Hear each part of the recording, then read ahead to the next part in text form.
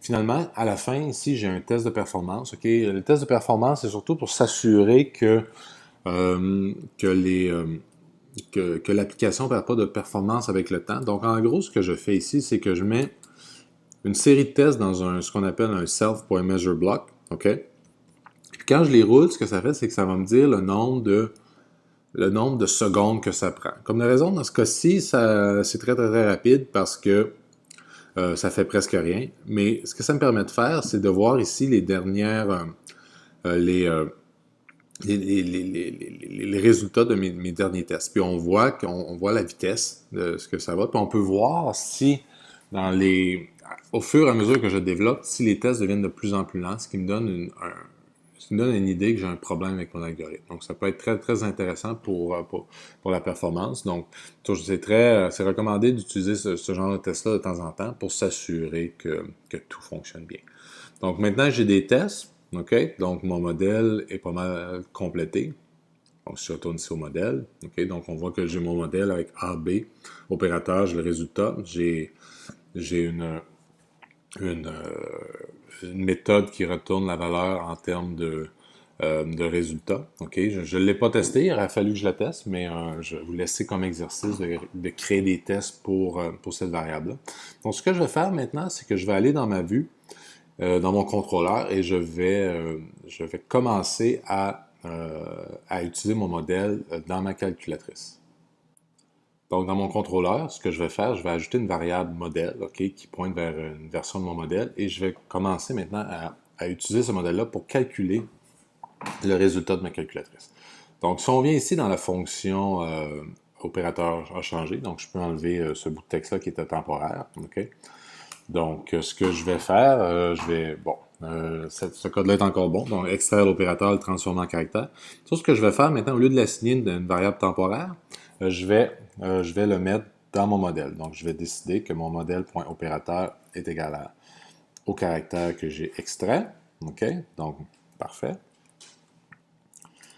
Et puis, si jamais la fonction valider les champs retourne vrai, je vais imprimer à l'écran ce que mon modèle me retourne comme résultat. Donc, je vais faire ça. OK? Donc, le modèle ici va être responsable pour retourner ça. On peut l'essayer, voir ce que ça donne. Donc, je vais bâtir ma calculatrice.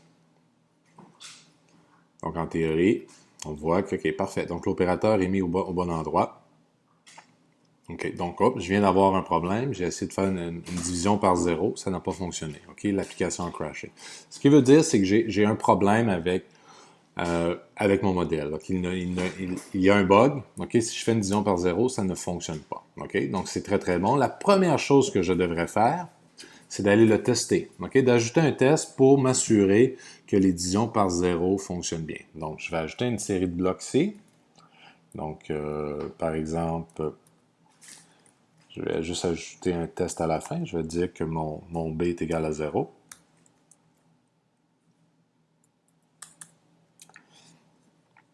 Et je vais faire un test. Donc, OK, 20 divisé par 0 devrait me retourner... on va dire qu'il devrait me retourner 0 dans ce cas-ci parce que ça ne devrait pas fonctionner. Donc, je vais le faire. Et je vais rouler les tests une fois. Et là, on devrait voir que la division ne devrait pas fonctionner. Donc, j'ai un bug, OK, qui, qui démontre que j'ai un problème avec ma division, ce qui fait que je dois absolument régler ce problème-là parce que ma série de tests ne fonctionne pas. Donc, je vais aller dans mon modèle. Et je vais juste ajouter un cas. OK? Donc, si lors de la division, OK?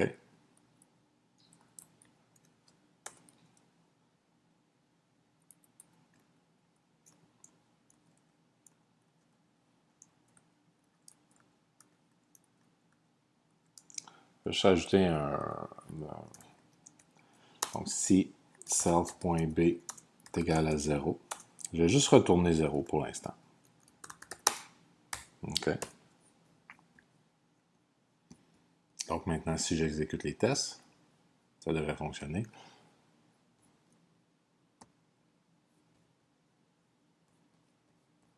Oups, si on voit que j'ai une erreur dans mon code, c'est vrai, lorsqu'on fait un switch, en Swift, on n'a pas besoin de mettre les brackets, ok? Donc, en gros, ce que je vais faire ici, c'est que si B est égal à 0, je retourne 0, sinon je retourne à division. Alors, je vais rerouler les tests.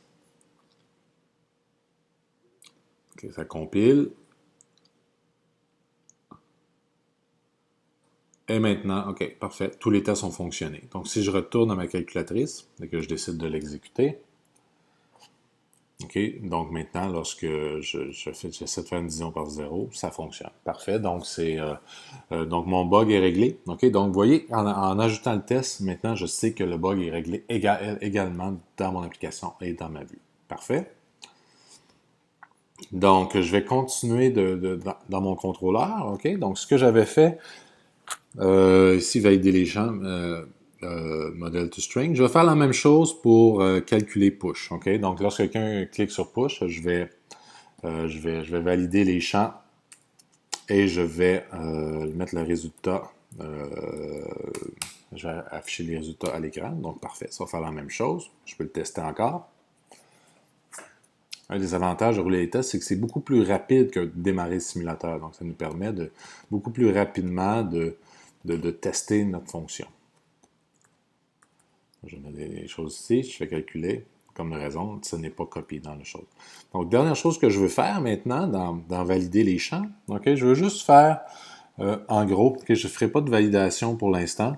Ok, je vais juste aller chercher les valeurs. Ok, donc, ce que je vais faire, c'est que mon modèle, je vais copier les valeurs de mon modèle. Donc, modèle.a est égal à a.text. OK?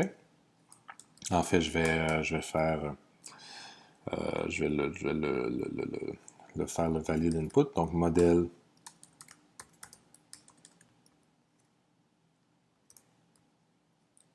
valide input a.text. OK?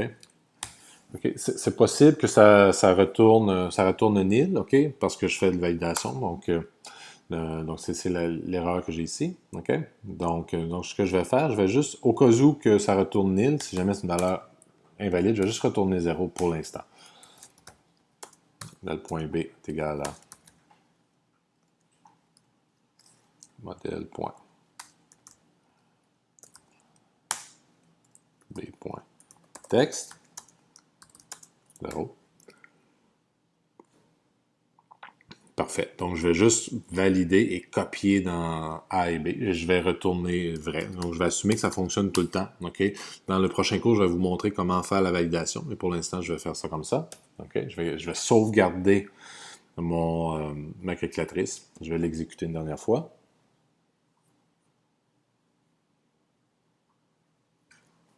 Donc, si je mets un chiffre ici 12, mettons par exemple 10, et que j'essaie de faire calculer. Parfait. 10 plus 12, 22.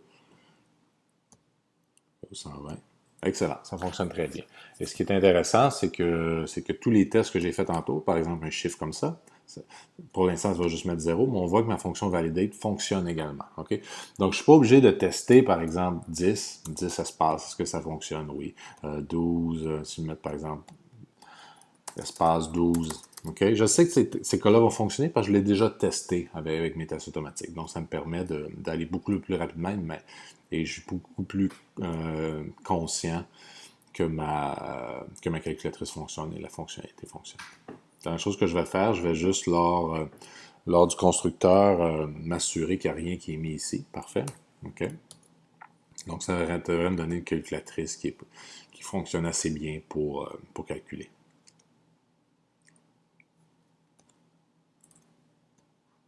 5, calculer 12 fois 100. 17, 7, 60, 2. OK? Donc, on voit que la calculatrice va bien, que le modèle est maintenant très bien intégré avec notre contrôleur et avec notre vue. Donc, c'est ce qui complète cette leçon. OK? Donc, je vous invite maintenant à créer votre propre modèle et de créer vos propres test cases, donc tests pour ce modèle-ci, de les rouler et de vous assurer que tout fonctionne bien. Et par la suite, de prendre votre modèle et de l'intégrer avec votre calculatrice afin de vous assurer que tout fonctionne. Finalement, je vous invite à construire, à l'utiliser dans le simulateur pour vous assurer que tout fonctionne bien. Merci beaucoup. Bonne journée.